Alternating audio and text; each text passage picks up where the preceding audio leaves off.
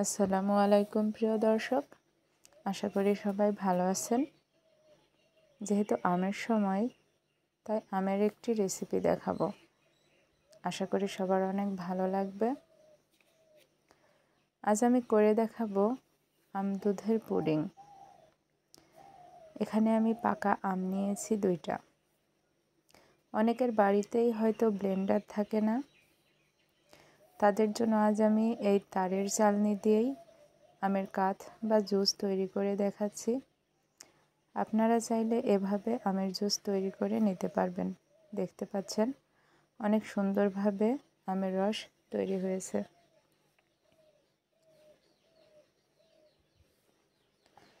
এরপর আমি চুলায় একটা হাঁড়ি বসিয়ে তাতে কিছুটা দুধ দিয়ে দিয়েছি, আর এই দুধটা আমি কিছুটা গরম করে নিব একটা বলক আসা পর্যন্ত। এরপর এতে সামান্য কিছু চিনি দিব, দিয়ে ভালোভাবে দুধের সাথে চিনিটা মিশিয়ে দেব। মেশানো হয়ে গেলে এতে আমি আগার আগার পাউডার অ্যাড করব। দেখতে পাচ্ছেন খুবই সামান্য নিয়েছি। বলক আসার পরে আগার আগার পাউডার দিয়ে আবারও ভালোভাবে মিশিয়ে দিব।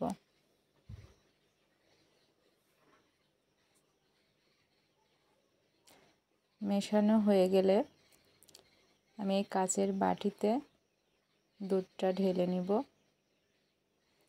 এবং এই বাটিতেই আমি পুডিংটা সেট করে নেব। এটা আমি একটু ঠান্ডা হলে নর্মাল ফ্রিজে রেখে দিব, যাতে ভালোভাবে সেট হয়ে যায়। এরপর আমি আমের কাঠটাও ঠিক একইভাবে জাল করে নিব। দেখতে পাচ্ছেন আমি চুলায় বসিয়ে দিয়েছি। বসিয়ে দিয়ে তাতে সামান্য চিনি দিয়ে দিলাম। যেহেতু আম অনেক মিষ্টি, তাই আমি খুবই সামান্য পরিমাণ চিনি অ্যাড করছি।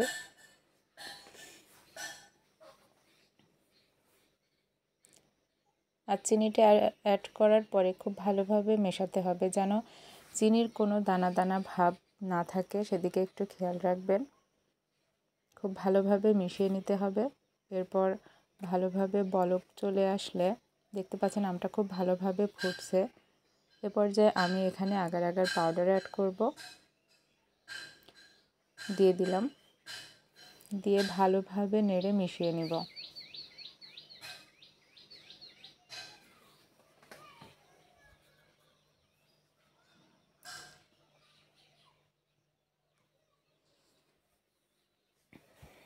ভালোভাবে মেশানো হয়ে গেলে এদিকে বাটিতে দুধ সেট করতে দিয়েছিলাম, সেটার উপরে আমি আমের লেয়ারটা দিয়ে দিব। খুব ভালোভাবেই দিব, যেন চারপাশটা সমান হয়। চামচ দিয়ে অল্প অল্প করে দিব এবং সমান করে দিব।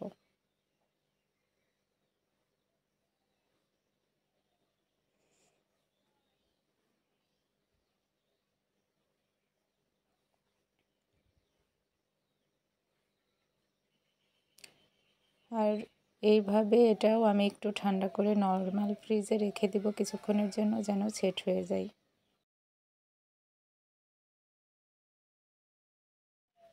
এরপর আবারও হাঁড়িতে কিছুটা দুধ নিয়ে নিয়েছি, নিয়ে তাতে আমি চিনি দিয়ে দিচ্ছি, দিয়ে ভালোভাবে জাল করে নেব।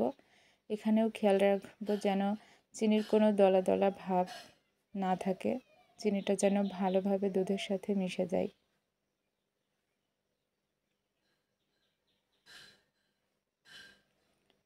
দেখতে পাচ্ছেন চিনিটা ভালোভাবে মিশে গেলে এখানেও আমি কিছুটা আগার আগার পাউডার অ্যাড করে দিব, দিয়ে ভালোভাবে মিশিয়ে নেব।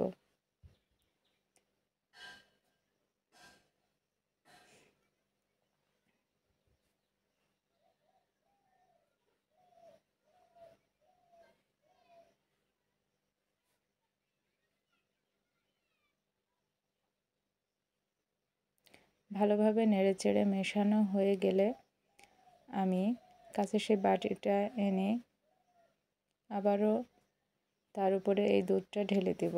আমি কিছুটা চায়ের কাপেও রেখেছিলাম, চায়ের কাপে দিলাম আর বাটিতেও দিব। দেখতে পাচ্ছেন অল্প অল্প করে দিয়ে আমি ভালোভাবে চার সাইডে যেন সমপরিমাণ হয় সেদিকে একটু খেয়াল রাখবেন। এভাবে সেট করে আমি একটু ঠান্ডা হলে আবারও নর্মাল ফ্রিজে রেখে ভালোভাবে সেট করে নিয়ে